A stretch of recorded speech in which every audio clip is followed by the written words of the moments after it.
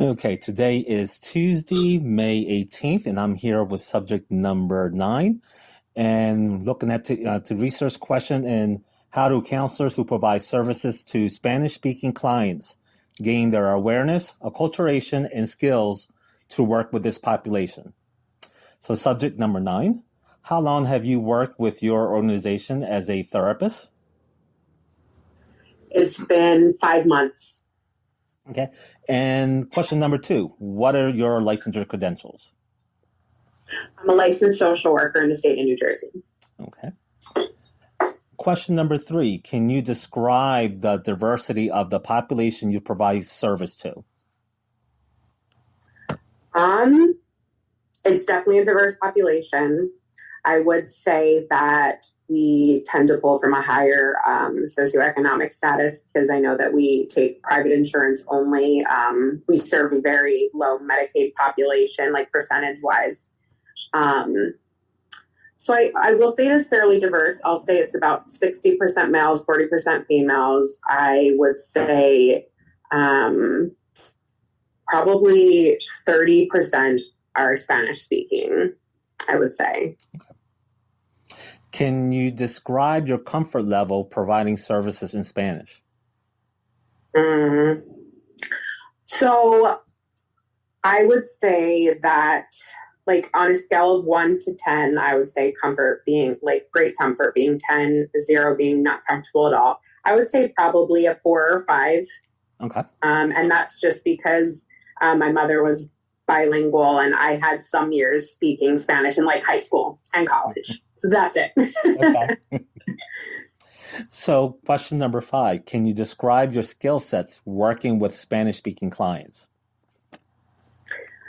No clinical skill sets. Okay. I don't know any of the, I can be somewhat conversational and I can understand certain words, phrases. I can typically understand the meaning whenever a Spanish-speaking client is trying to get a point across. However, absolutely no clinical. Like, I don't know any clinical words in Spanish. I don't, I could not conduct anything therapeutically in Spanish speaking. Okay. So question number 6, how would you describe your understanding of Spanish-speaking clients' cultural background, beliefs, customs, and values? I would say the scope of it is limited. And I even try, but I feel like it's so vast. And I feel like our society has very much limited it and the scope of it and the differences. So I probably can only say I understand about like 10 to 20%. And that's like an honest effort of like really trying to, but I know that I've only scratched the surface likely. Okay. So question number 7, can you describe your experience when working with Spanish-speaking clients with a different dialect? Oof. It's tough. My experience, I try very greatly to understand and to empathize and at least connect on that human level. But I will say that the services that I couldn't provide adequate service. So maybe just listening and then trying to help reflect back. But especially with a different dialect, I don't know that I would be very helpful or conversational. Okay. So question number 8, what does it mean to you to have a commitment to diversity, and how would you see yourself demonstrating it in your field? Commitment to diversity for me, at least, well, first of all, I believe it should expand just past the micro to a macro level, like, what we hope to do in society, I would hope.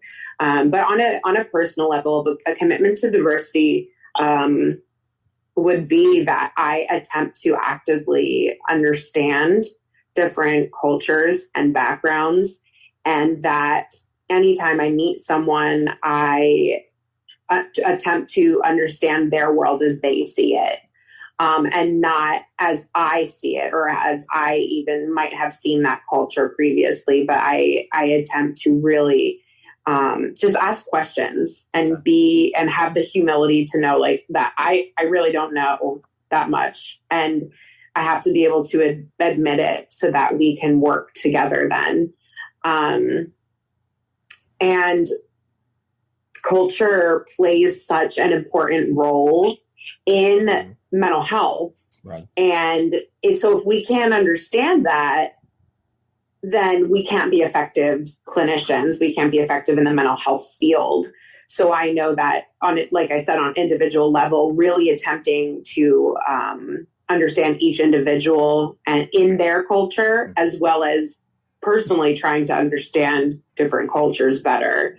And then, like I said, humility, asking questions, holding myself accountable to upholding boundaries that they set or keep within their culture. And then as well, I would hope that I would advocate on a more macro level in serving different populations and different, advocating to have the best type of service for people in different cultures. So. Excellent answer. Yeah, nice. Question number 9. How does the agency address a situation that involves a counselor's values or beliefs that are different from the Spanish-speaking clients?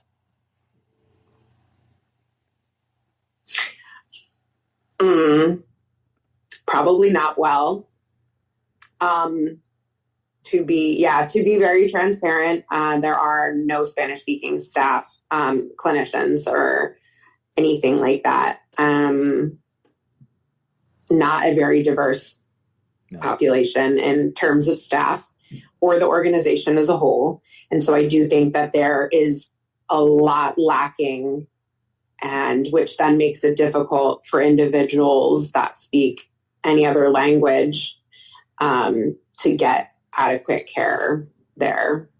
Okay. Yeah. So I definitely lacking. I would say maybe 20% out of like 100. Okay. Question number 10. Can you describe when it was difficult to express something in Spanish, and how did you feel in those occasions?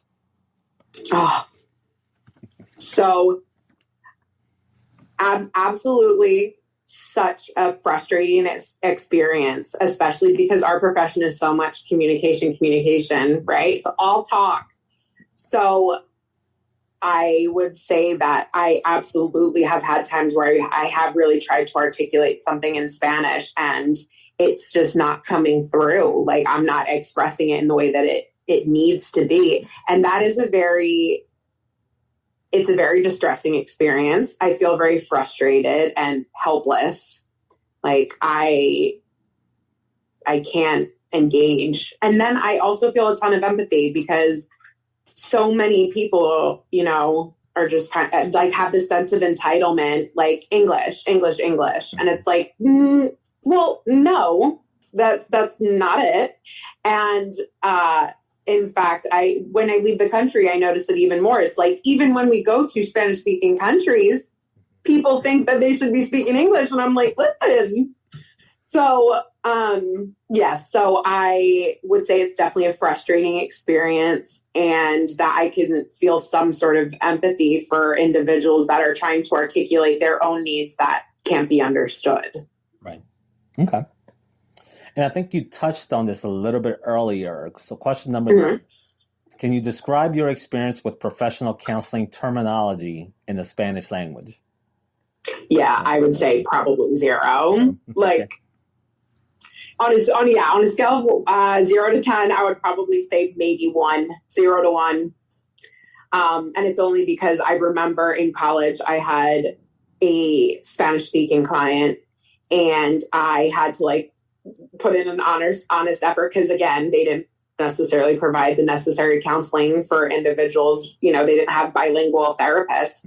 So they're like, oh, cool. You studied Spanish a little bit. Great. And then, so I really tried to put in an honest effort. Right. but again, 0 to 1, Okay. probably on a scale of 0 to 10. Do you have availability to any like a language line or interpreter if you were to come across a client? Yes, I believe our agency does offer that. However, it is not openly communicated to us on how to use it, when to use it. Okay. And I don't think that it would go past like an assessment. Like, I don't think that we could like long-term work with someone using that resource. Gotcha. Okay. In our agency. Okay. Good to know. So question number 12, in your experience, what are the challenges faced by clinicians of Latino groups in the workplace? What strategies have you used to address the challenges, and how successful were those strategies? And I can repeat that back to you. Yeah, just the first half. Sure. First. So the first half is, in your experience, what are the challenges faced by clinicians of Latino groups in the workplace?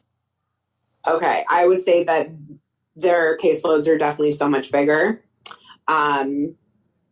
Just because, again, kind of like what, what we see. So anyone that might speak a little bit of Spanish, they're like, okay, everyone that's Spanish speaking then is going to go to you. And again, since,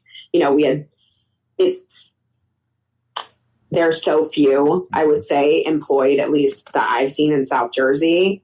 In my personal experience, just looking around me, there are so few and far between that absolutely they would get overloaded and their caseloads would be huge. And it would probably also feel very isolating. I can imagine, because I don't feel like many people are very understanding then of the challenges and the limits that presents. Right. And so I could see it, being isolating, them being overworked, and overlooked probably too. I could see that. Okay. And then what was the second half? What strategies have you used to address the challenges, and how successful were those strategies? Personally, or like as an organization? If you can provide both, that'd be great. Yeah. Okay. As an organization, none, I will say. No real efforts to bridge any sort of support there. Personally, I guess I would just try to just be as supportive of my coworker and really attempt to, again, be humble and understanding and do whatever I can to help support them with the issues that they might be working through, being, probably one, if not the only, their clinician or therapist who is Latina or Latino. And I definitely think that on that individual level, I would just try and be there for them and just try to understand. Okay. And lastly, question number 13. What efforts have you made or been involved with to foster multicultural understanding and cultural competence through working with this population? Probably not much. Okay. I can honestly say not much.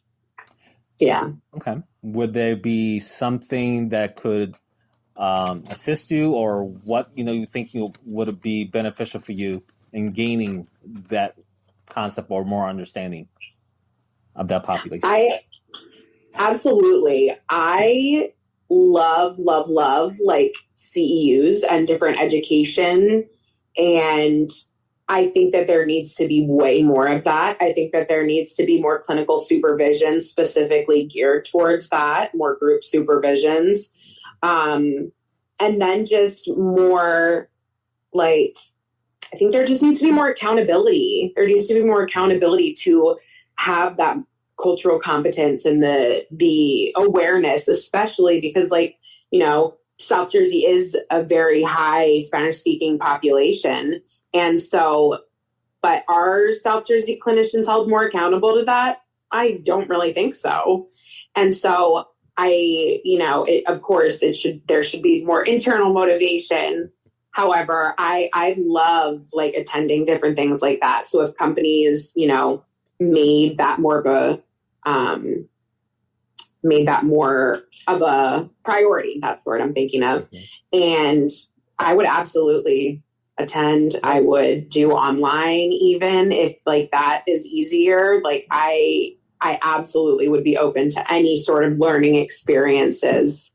And I totally would just love to focus on it more, because why not learn more and help more, Right.